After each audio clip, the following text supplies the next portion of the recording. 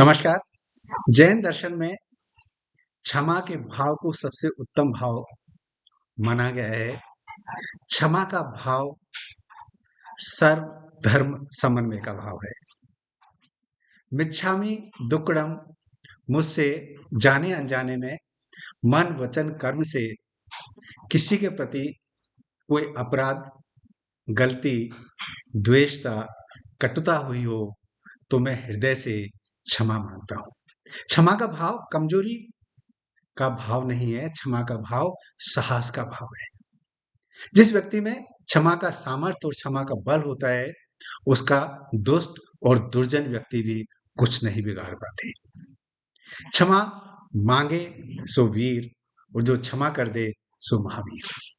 लेकिन आज के भौतिकवादी युग में अहंकार हमारे सिर पर सवार है। हम ना हमारी गलती मानते हैं, ना स्वीकार करते हैं, और उसका परिणाम है कि छोटी-छोटी बातों पर रिश्तों में बिखराव होता है, परिवार में बिखराव होता है, वर्षों की मित्रता टूट जाती है। क्षमा का भाव धैर्य का भाव है, आत्मा का भाव है।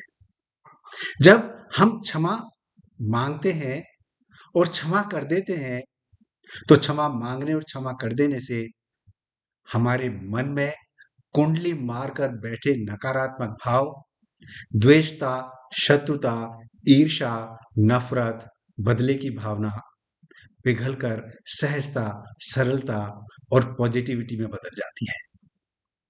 क्षमा मांगने से और क्षमा कर देने से मन में आत्मिक शांति होती है, मन हल्का होता है, रिश्तों में मधुरता और आत्मीयता बढ़ती है, परिवार में एकता और सौहार्द का निर्माण होता है।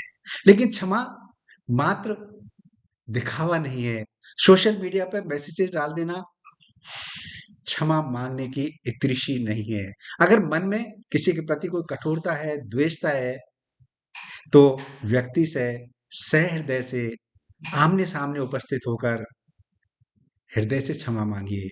आपका मन हल्का हो जाएगा। जीवन से, आपके मन से जितने विकार, कषाय हैं, उनका शमन हो जाएगा।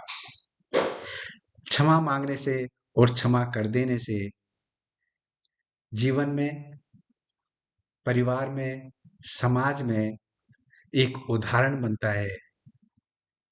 समाज में उदाहरण बनिए, क्षमा को, क्षमा मांगने को और क्षमा कर देने को अपने आचरण में, व्यवहार में और जीवन में आत्मसात करिए, इम्बाइब करिए, क्षमाशील बनिए, महावीर बनिए, मिच्छामि दुक्कडम।